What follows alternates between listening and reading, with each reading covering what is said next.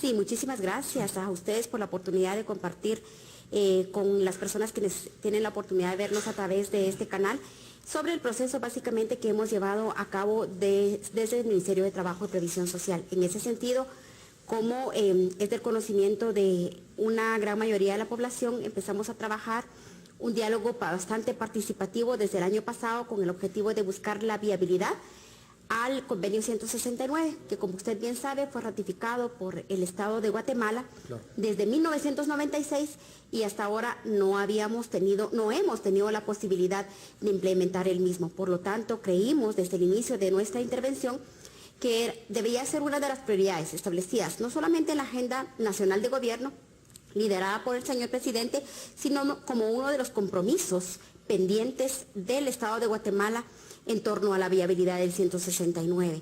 Es importante mencionar que el 169 ha sido ratificado y ha sido una de las demandas latentes de la población indígena y del sector privado, que son dos entidades o dos instituciones, dos actores importantes, claro, y que han requerido en distintos momentos la implementación de la misma. Sin embargo, no ha habido, por múltiples razones, no ha habido un éxito como quizás la población quisiera en cuanto a su implementación. Totalmente, no hay, Martín, voy con usted, no hay reglamento, y yo incluso lo he cuestionado aquí, ¿verdad? Las Cortes a veces, sin existir ese reglamento de aplicación y que la interpretación no es clara, a veces legislan como que fueran diputados las Cortes. O sea, yo sé que eso no le compete a usted. Pero pasa, digamos, porque ahora también el Congreso de la República juega un papel importante en este tema. Se les señaló a ellos como los artífices, digamos, de la elaboración de una ley que termine de regular el tema de las consultas y demás. ¿Dónde está el peligro del Congreso a nivel político? Esta planeación que ustedes hacen es para darles una guía a ellos. El Congreso viene recibiendo en los últimos 10 años varias exhortativas, ya decimos nosotros, que la Corte exhorta a que elaborara la ley, que toque, que aborde esta materia, que legisle esta materia.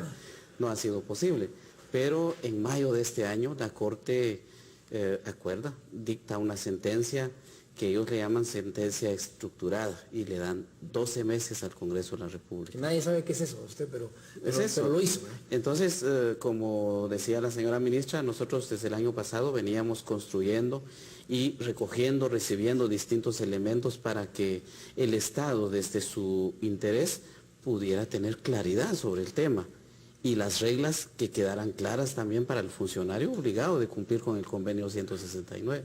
Claro. Entonces, esta guía operativa que se tiene ahora es un insumo y no es todo, porque faltan también visiones diversas y es la sociedad la que tiene que interesarse. El Ejecutivo cumple ahora de dar un paso en este sentido. Faltan otros sectores que estoy seguro deben sumarse al momento de definirse la ley. Y será el Congreso, por supuesto, ahora, que define. Lo que no se vale, ¿verdad, señora ministra? Es decir, yo no la quiero. Es decir, no saben ni qué es, no la entienden. Hay ignorancia de lo que dicen, yo no la quiero. Y si a eso vamos, incluso está la interpretación incluso de algunas autoridades de la OIT, que en algún momento hicieron algunos comentarios sobre el tema. Yo no estoy de acuerdo con eso. Después que se haga la consulta, cuando perdieron los artículos legales, que entonces tampoco era consulta, que no quiero que se reglamente. ¿Y a qué voy con esto? Para que usted nos dé una idea, la elaboración del instrumento, ¿qué conllevó? Es decir, ¿qué fue lo que ustedes abordaron para la elaboración del instrumento y qué trabajo tuvieron que efectuar para, digamos, tener este resultado final? Sí, en efecto, nosotros llevamos a cabo una serie de diálogos bastante participativos con autoridades indígenas, con organizaciones indígenas, con sectores de mujeres, de jóvenes, a nivel de 56, a través de 56 diálogos territoriales que realizamos desde octubre hasta este momento. ¿Por qué? Porque en principio queríamos entender y dar a conocer qué es lo que dice el 169 sobre las consultas a pueblos indígenas. Y en distintos momentos hubo la necesidad de explicar el contenido del mismo, que hasta cierto punto nos reflejó dos momentos. Conocimos el problema, el conocimiento que pueblos indígenas y sector privado incluso tenían sobre el 169. Contamos con la asistencia y el acompañamiento de OIT, porque el instrumento es de OIT. Claro. Entonces, para conocer la problemática por un lado, pero al mismo tiempo la solución, que nos permitió tener 8 pasos específicos del contenido de la guía de estándares básicos para hacer la consulta a pueblos indígenas. Por un lado. Por otro lado, en base a las sentencias emanadas por la Corte de Constitucionalidad, particularmente el caso, por ejemplo, de la Vega 1 y la Vega 2 en Nevaja, y el caso de San Juan Cotzal, en donde ya tenemos plazos específicos para hacer las consultas, hubo la oportunidad de conocer cómo iba ese proceso en la práctica y hasta cierto punto también nos dio insumos que hemos contemplado en la ley. Por otro lado, hicimos un análisis de lo que dice el 169 y los 8 pasos que establece la guía en este momento va pegada estrictamente a lo que dice el 169. Paralelo a ello, el 26 de mayo, que la Corte de Constitucionalidad saca su sentencia en relación al caso de Oshek 1 y Oshek 2, este punto nos hizo, hasta cierto punto, esta resolución nos hizo a que hiciéramos un paro, un alto, hicimos un análisis de lo que dice la sentencia y las pautas específicas contenidas en esa resolución nos sirvió para hacer una recopilación de los puntos específicos que la CC nos dice y fue lo que incluimos en esta ley, en esta guía. Entonces, parte de lo que nosotros quisiéramos hacerle ver a la población es que, como el licenciado Sakashot mencionó, este producto fue elaborado a través de una convocatoria abierta en la cual participaron las personas que quisieron participar en ese momento. Y el llamado que nosotros quisiéramos hacer ahora que la responsabilidad es del legislativo, porque nosotros les entregamos a partir de la semana pasada estos insumos que ojalá pueda ser utilizado por el Congreso, nos permitamos participar. Pero ese compromiso tiene que ser a través de un diálogo interactivo, responsable, con propuestas claras de lo que quisiéramos que quedara en la ley, y esto solo se va a lograr si tenemos la apertura, la responsabilidad, pero sobre todo la convicción de que el país necesita reglas claras para poder implementar un instrumento tan importante y garantizar esa certeza jurídica, no solamente para atraer la inversión, que esto lógicamente genera crecimiento económico y más empleo, sino también para garantizar que las negociaciones que se hagan en su momento entre pueblos indígenas y empresas se cumplan. Y usted dice algo muy válido, es decir, inversión en el país no hay. O sea, el que esté diciendo que hay inversión en el país, que vea realmente dónde se está despertando. Y los índices de desempleo cada vez son mayores, y el que crea que hay trabajos, porque realmente va y marca su tarjeta a las 8 de la mañana, porque el resto no tiene trabajo, son los que alegan. Y hablaba incluso usted de las resoluciones de la Corte y demás, es para enmarcarla. Yo como abogado la tengo marcada, porque los diputados, yo no soy magistrados, diagonal diputados, o sea, legislan, resuelven incluso lo que no se les está pidiendo. Con respeto lo digo, porque a quienes deberíamos de ver para arriba como abogados que nos pudiera dar el ejemplo son los magistrados, pero voy con usted. La gente se pregunta, ¿y qué rol tiene el Ministerio de Trabajo en esta guía que se formuló? ¿Qué rol tiene realmente el Ministerio de Trabajo? Sí, el Ministerio tiene un mandato a partir de la ley del organismo ejecutivo. El artículo 40 en sus literales C y E manda a que los convenios de OIT sean implementados con el acompañamiento del Ministerio de Trabajo. Ahí es donde el Ministerio interviene. Es decir, que el Ministerio tiene esa responsabilidad de promover la implementación de ese tema y de los otros temas que contempla el convenio 169. Por lo menos 8 ejes, 8 temas fundamentales tiene ese instrumento, y toca al Ministerio promover poco a poco la implementación de ello. Es ahí donde interviene. Señora ministra, le tengo una pregunta, porque mire, yo he leído hasta el cansancio, digamos, ese convenio 169, la eterna discusión de hasta dónde llegaba el tema teórico de la consulta. Decía, efectivamente no limita la inversión, no es vinculante, si el resultado no quiere decir que el día de mañana aunque fuera negativo, porque como es un diálogo, no es una votación como tal, no es que eso vaya a limitarme mi probabilidad de invertir, como otros realmente lo están contemplando. Pero el convenio está claro, lo que pasa es que se ha tergiversado. ¿Qué realmente se le puede explicar a aquellos que estén en contra, no solo de esa interpretación de la definición de la consulta, sino de la guía? Porque ¿qué voy? No solo se está haciendo un trabajo de hacer una guía consultiva para llevar acuerdos, sino que la gente seguramente ni la ha leído y ya está diciendo que no está de acuerdo. ¿Qué se le puede enviar a la población para que entienda que esta guía, al contrario, es lo que usted planteaba? Reglas claras y un momento de dónde partir. Sí, nosotros lo que quisiéramos, por favor, que se entendiera es que este instrumento ha sido producto de un diálogo que nosotros hemos tenido con diferentes sectores y actores. Es un instrumento que a nosotros como Ejecutivo nos permite conocer más sobre la forma en cómo se deberían de hacer la consulta a pueblos indígenas.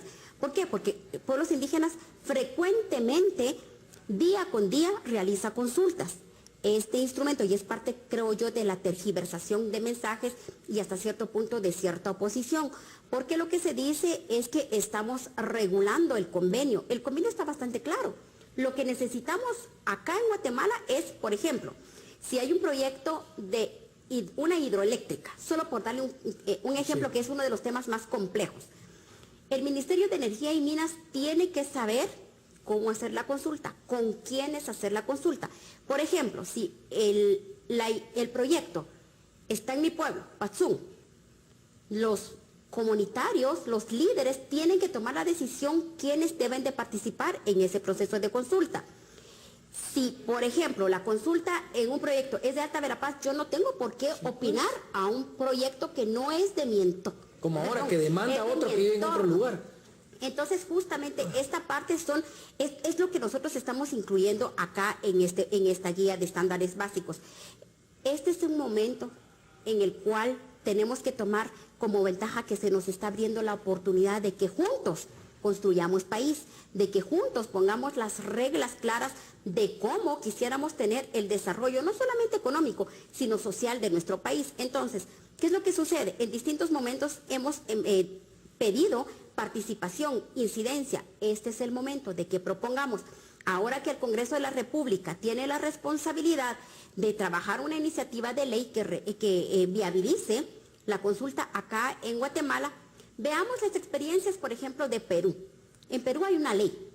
En Costa Rica también hay un proceso, un decreto, ley que se está trabajando en este momento. ¿Por qué? Porque es importante que tengamos reglas claras de hacia dónde como Guatemala quisiéramos ir.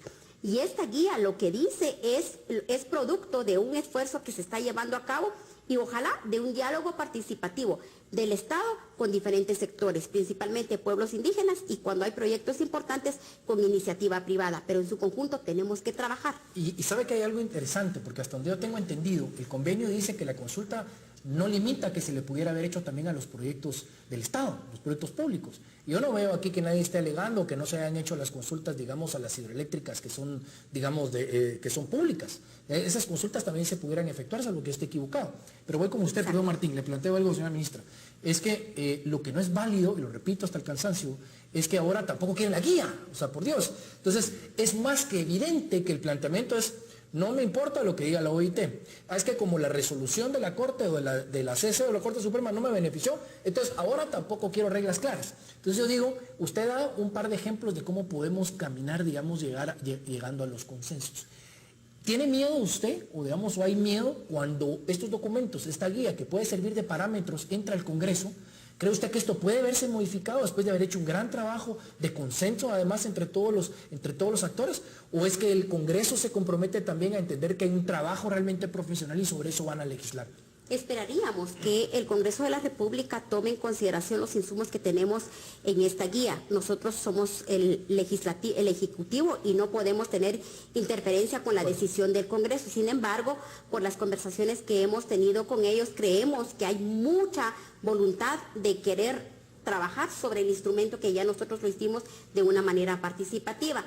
Y básicamente nuestra recomendación es que participemos todos, pero como lo dije hace un momento, tiene que ser a través de una participación proactiva, con propuestas claras y, como usted bien dice, que no veamos nuestras diferencias, sino que veamos este espacio como un momento medular de sumar esfuerzos y de que nos entendamos a través del diálogo.